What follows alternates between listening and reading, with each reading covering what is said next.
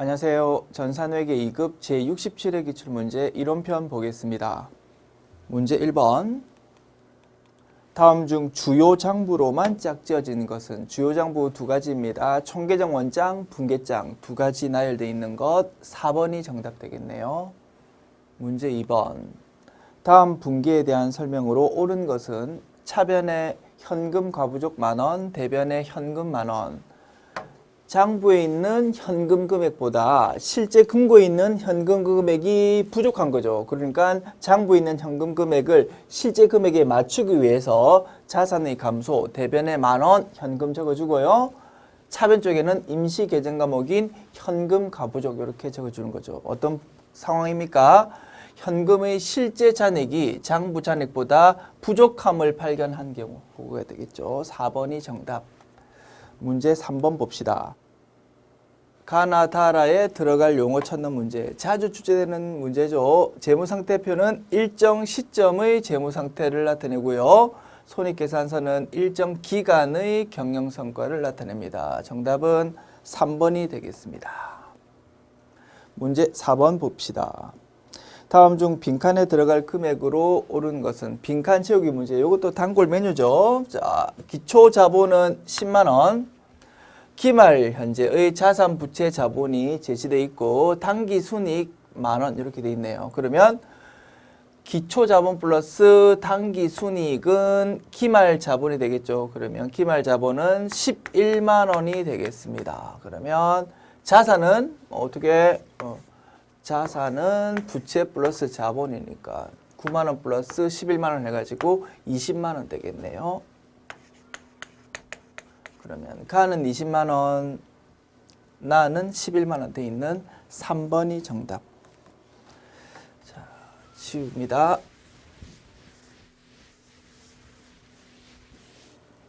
문제 5번. 다음의 계정 중 잔액이 대변에 나타나지 않는 것은 잔액이 대변에 나오는 것은 부채 또는 자본이 되겠네요. 부채, 자본이 아닌 것을 찾아봅시다. 1번. 단기 차입금 부채입니다. 잔액 대변. 2번 선급비용. 요거는 부채가 아니고 자산이죠. 그래서 잔액이 대변이 아니라 차변에 나타날 것이고 따라서 정답은 2번이 되겠습니다. 3번 미지급금, 4번 미지급비용 모두 부채니까 잔액이 대변에 나타나는 건 맞겠죠. 다음 문제요. 문제 6번. 아래 내용의 가에 해당하는 계정 과목으로 옳은 것은 부채는 1년을 기준으로 유동부채와 비유동부채로 분류된다. 그러면 비유동부채에 해당하는 계정 과목을 찾아라 이 문제죠. 1번 외상매입금 이거 유동부채에 해당한다. 예수금 유동부채에 해당한다. 퇴직급여 충당부채 이런 계정 과목 우리가 배운 적 없죠. 일단 넘어가십시다. 선수금 유동부채에 해당하죠. 그래서 나머지 세 가지가 유동부채가 확실하니까 비유동부채에 해당하는 것 우리가 들어보지 못했지만 3번이 정답이 되겠죠. 그래서 정답은 3번이고 요 퇴직급여 충당부채라는 계정 과목은 우리 전산회계 2급에서는 배우지 않았지만 전산회계 1급 그런 데서는 배우게 됩니다. 그래서 우리가 배우지 않았던 계정 과목이 등장해서 조금 아쉽지만 나머지 계정 과목들 우리가 확실히 유동부채라는 거 알고 있으니까 답은 맞출 수 있다라고 생각이 되네요. 조금 아쉬운 지문이었다. 다음 문제 넘어갈게요. 문제 7번. 다음 중 재고자산의 수량 결정 방법으로 맞는 것은 수량 결정 방법은 실지재고조사법, 계속기록법 두 가지가 있다고 했죠. 그래서 정답은 1번이 될 것이고요. 나머지 선입선출법, 총평균법, 이동평균법 이런 것들은 수량이 아니고 단가를 결정하는 방법이 되겠죠. 문제 8번 봅시다. 다음의 가나다라에 들어갈 내용으로 알맞은 것은 유동자산은 당좌자산과 재고자산으로 나눠지고요. 비유동자산은 투자자산과 유형자산, 무형자산, 기타 비유동자산으로 나눠집니다. 그러면 가나다라가 맞게 나열되어 있는 걸 찾아봅시다. 가는 당좌, 나는 투자 아니죠. 가, 당좌, 나, 재고. 그러면 정답은 2번 되겠네요. 3번에서는 뭐가 틀렸습니까? 다가 재고가 아니고 투자가 되어야 될 것이고 4번은 다가 투자라는 유형인데 둘 다 틀렸네. 이렇게 확인할 수 있겠다. 지웁니다.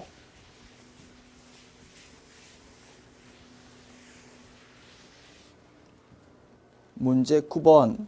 다음 자료에 의하여 기말 자본을 구할 경우 그 금액은 얼마인가? 기초자산, 기초부채, 총수익, 총비용 제시되어 있습니다. 단골 메뉴죠. 이 문제도 빈칸 채우기 문제. 기초자산 100만 원, 기초부채 60만 원. 그러면 기초 시점의 자본은 40만 원 되겠다. 기초 자본에서 당기 순이익을 더하면 기말 자본이 나옵니다. 당기 순이익 자료 여기 제시되어 있죠. 총 수익 빼기 총 비용이 당기 순이익이다. 그러면 이 케이스는 수익보다 비용이 더 크네요. 얼마? 20만 원. 그래서 이 회사의 경우 당기 순이익은 얼마? 마이너스 20만 원. 이렇게 표현할 수 있겠다. 그러면 기초 자본 플러스 마이너스 20만 원. 그거는 얼마일까요? 그거 묻는 문제죠. 답은 20만 원 되겠다. 지웁니다. 문제 10번요. 다음 자료에 의하여 당기 중에 회수한 외상 매출금을 계산하면 얼마인가? 외상 매출금에 대한 거래 자료들이 쭉 제시되어 있고요. 묻는 것 또한 외상 매출금에 대한 어떠한 금액이다. 어떻게 문제 풀까요? 외상 매출금에 대한 총계정 원장을 그려가지고 푼다. 외상 매출금 자산입니다. 네 자리 왼쪽입니다. 그러면 기초금액 네 자리 쪽 왼쪽에 적어주고요. 기말 금액은 반대쪽에 적어준다. 그리고 이제 거래 자료를 보면서 하나씩 채워가면 됩니다. 자, 당기 외상 매출액 150만 원이 제시되어 있네요. 분기 어떻게 됩니까? 차변의 외상 매출금 150만 원, 대변의 매출액 150만 원 그렇게 적히죠. 그러면 외상 매출금 입장에서는 분기가 어떻게 차변 쪽에 된다. 그러면 그 금액을 150만 원을 총계정 원장의 차변 이쪽에다가 채워주면 되겠습니다. 그리고 매출 애누리와 매출 환입 두 가지가 제시되어 있네. 자, 이런 것들은 분기 어떻게 됩니까? 외상 매출금 받을 돈이 있었는데 이러한 이유로 조금 깎아주는 개념이죠. 그러면 자산의 감소, 즉 대변 쪽에 외상 매출금 요 금액들이 적히고 차변 쪽에는 매출 환입 또는 매출 애누리 이렇게 기록이 될 것이다. 외상 매출금 입장에서는 대변에 적히니까 요 두 가지 금액을 대변 쪽에다가 채워주면 되겠습니다. 그리고 대손익이 제시되어 있네요. 10만 원. 외상 매출금 받을 돈이 있었는데 상대방 회사가 부도가 또는 기타 이유 등으로 그 돈을 못 받게 됐다 이겁니다. 그러면 분기 어떻게 됩니까? 대변의 외상 매출금 10만 원. 그리고 차변 쪽에는 대손 충당금이 있으면 그거 먼저 적어주고 부족하면 대손 상각비 그렇게 적어주면 되겠죠. 차변 쪽에 어떤 계정이 오는지는 명확하게 나타나 있지 않지만 굳이 그거 몰라도 됩니다. 우리가 필요한 거는 대변 쪽에 외상 매출금 10만 원이 적히거나 그거는 확실히 알 수 있죠. 그러면 충분히 요 총계정 원장 채울 수 있다. 10만 원을 대변 쪽에다가 적어주면 되겠지. 자, 이제 총계정 원장이 항상 마무리되고 나면 차변과 대변 합계는 똑같아야 되죠. 그런데 똑같지 않겠지. 왜? 한 가지가 빠졌으니까. 외상 매출금이 단기 회수한 거 있죠. 요게 빠져 있으니까. 자, 그러면 합계 구해봅시다. 차변 쪽은 60만 원 플러스 150만 원 해서 210만 원이 될 것이고 2100000 그죠? 그리고 대변 쪽은 합계 보면 210만 원보다 작겠지. 왜? 여기 회수 금액이 여기 하나 들어가야 되는데 현재 빠져 있으니까. 자, 현재는 15만 원 플러스 25만 원 플러스 10만 원 플러스 80만 원 하면 130만 원인 상태다. 그래서 합계가 210만 원 되려면 요 빈값이 얼마가 되게 되겠습니까? 80만 원이 될 수밖에 없다. 그래서 정답은 80만 원. 1번이 정답이 될 것이고 외상 매출금 회수할 때 분계 한번 확인해 볼까요? 어떻게 됩니까? 차변 쪽에 현금 들어오고요. 대변 쪽에 외상 매출금 그렇게 되겠죠. 그러면 대변 쪽 여기가 80만 원 될 것이고 분계는 아마도 차변에 현금 80만 원, 대변에 외상 매출금 80만 원 그것일 것이다. 이렇게 추정할 수 있겠다. 됐습니까? 질문입니다.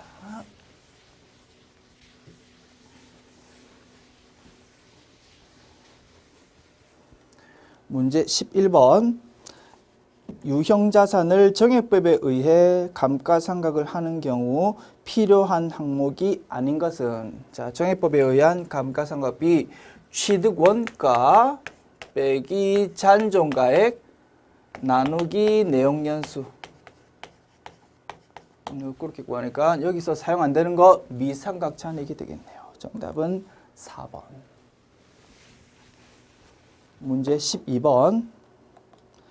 휴대폰 대리점인 광성상점의 아래와 같은 거래에 가나의 대변 계정 과목으로 옳은 것은, 휴대폰 한 개에 70만 원 하는 거를 10대 구입했습니다. 대금은 외상으로 했답니다. 외상일 경우 두 가지 계정 과목이 사용될 수 있습니다. 주된 영업활동으로 외상으로 샀다. 그러면 외상 매입금. 주된 영업활동이 아니면서 물건 살 때 외상으로 했다. 그러면 미지급금 계정 과목 쓴다. 둘 중에 하나 씁니다. 자, 10대 중에 9대는 판매용 휴대폰이랍니다. 대리점에서 외부에 팔려고 휴대폰을 샀다 이겁니다. 그건 뭡니까? 계정 과목 상품이다. 상품을 사고 파는 거는 주된 영업활동이죠. 그래서 주된 영업활동이기 때문에 차변의 상품, 대변의 외상 매입금 그렇게 적어주면 되겠다. 그리고 10대 중에 한 대는 직원이 업무 볼 때 사용하려고 휴대폰을 산 거랍니다. 요거는 뭡니까?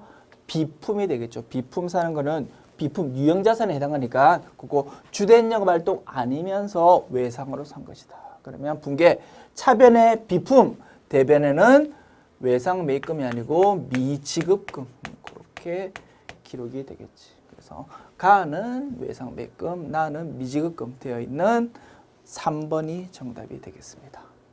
자주 출제되는 문제죠. 주된 영업활동이냐 아니냐. 문제 13번 봅시다. 회사의 영업이익을 증가시키는 요인으로 맞는 것은, 영업이익이 뭡니까? 매출액에서 매출 원가를 차감하면 매출 총이익 나오고요. 거기서 판매비와 관리비를 차감했을 때 그때 영업이익이 계산이 됩니다. 그 영업이익에 영향을 뭔가 주는 거래인 거를 찾아봐라. 봅시다. 전화요금을 줄인다. 전화요금 뭡니까? 통신비라는 계정 과목 쓰는 판매비와 관리비죠. 판매비와 관리비에 해당하는 비용을 작게 하면은 영업이익은 증가하겠죠. 오케이. 영업이익에 영향을 미치는 거래다. 답은 1번 되겠습니다. 2번, 3번, 4번 읽어볼까요? 자본금을 인출한다. 그러면 회사 입장에서 돈이 빠져나가는 거죠. 그러면 대변의 현금, 그리고 차변 쪽에는 인출금이라는 개념을 쓰겠죠. 인출금은 결국은 자본금으로 계정 과목이 대체되죠. 그러면 차변 쪽에는 자본의 감소, 대변에는 자산의 감소 그렇게 기록되는 분계다. 그러면 영업이익에는 전혀 영향을 미칠 여지가 없는 거죠. 3번 자본을 추가 출자한다. 그러면 차변의 현금, 대변의 인출금 그렇게 기록되겠죠. 그러면 차변의 자산의 증가, 대변의 자본의 증가 그렇게 분계가 된다. 그러면 영업이익에는 전혀 영향을 미칠 수가 없겠다. 2번, 3번은 전부 자산하고 자본의 크기에만 영향을 미칠 뿐 영업이익 구하는 데는 전혀 영향을 안 미친다. 4번 차입금에 대한 이자를 줄인다. 이자가 뭡니까? 이자 비용 되겠죠. 요거는 영업 외 비용에 해당한다. 영업 외 비용이니까 영업이익 구하는 데는 전혀 영향을 미치지 않는다. 되죠. 그래서 정답은 1번이 되겠습니다. 문제 14번 봅시다. 다음 중 회계상의 거래에 해당하지 않는 것은, 회계상의 거래 자주 출제되는 형태입니다. 자, 1번 새로운 거래처와 자사 제품 판매 계약을 체결하였다. 계약 체결만으로는 아직 자산, 부채, 자본, 수익, 비용 어떤 것도 변동이 없기 때문에 요거는 회계상 거래가 아니다. 그죠? 그래서 정답은 1번이 되겠습니다. 2번, 3번, 4번 볼까요? 2번 보관 중이던 상품이 화재로 소실되었다. 상품이라는 자산이 지금 없어졌으니까 그죠? 회계상 거래가 맞다. 3번 발생된 월급을 종업원에게 지급하지 않았다. 자, 직원 3번 지문.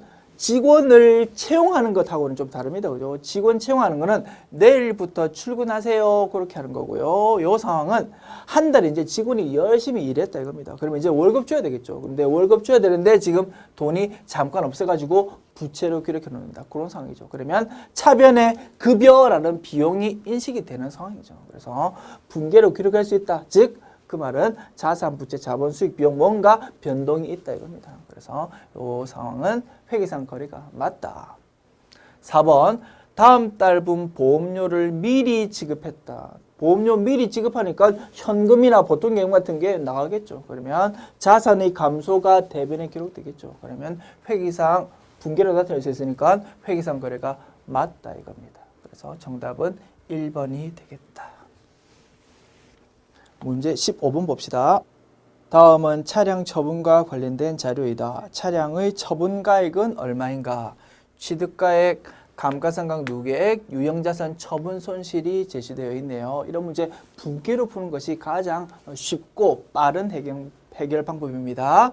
자, 취득가액이 이 금액이고 그에 딸려있는 감가상각 누계액은 자산의 차감 항목이죠. 그러면 장부금액으로 따지면 얼마입니까? 3,500만 원 빼기 2,100만 원 1,400만 원 되겠습니다. 1,400만 원짜리 유형자산을 얼마에 팔았는데 그게 900만 원 손해보고 판 거랍니다. 얼마에 팔았냐? 그거 묻는 문제죠. 자, 이런 거 분계로 그냥 해결해 봅시다. 자, 유형자산을 처분했을 때 분계 어떻게 된다고요? 1단계 대변에 취득원가 적어준다. 계정과목은 뭘로 하면 될까요? 차량이니까 차량 운반구 그렇게 적어주면 되겠네. 금액은 취득원가인 3,500만 원. 그리고 2단계 차변 쪽에 감가상각 누계액을 적어주면 되겠다. 얼마? 2,100만 원.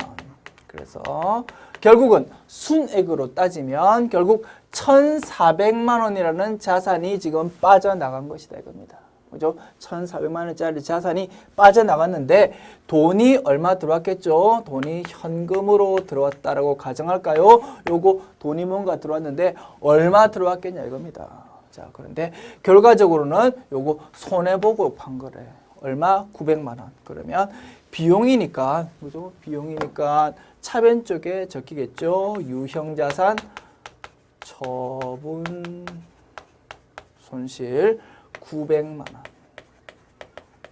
자, 이제 항상 분계를 하고 나면 차변 합계와 대변 합계가 똑같아야 되거든요. 그러면 빈값 얼마일까? 이렇게 구하면 되겠다. 자, 대변 합계 3,500만 원. 그러면 차변 합계도 3,500만 원 돼야 되겠죠. 자, 2,100만 원, 900만 원 합해보면 3,000만 원이고 그러면 부족한 게 현재 500만 원 되겠네. 그죠? 그래서 정답은 2번이 정답. 이렇게 보면 되겠다. 자, 지금까지 제 67회 전산회계 2급 문제 풀어봤고 어떻습니까? 우리가 배우지 않았던 퇴직급여 충당 부채라는 계정 과목이 답이 되는 문제가 하나 있긴 했지만 답은 충분히 찾을 수 있을 것 같고요. 그 외의 문제들 전부 다 우리 수업 시간에 강조했던 포인트에서 다 출제되었다는 거 확인할 수 있겠네요. 수고했습니다.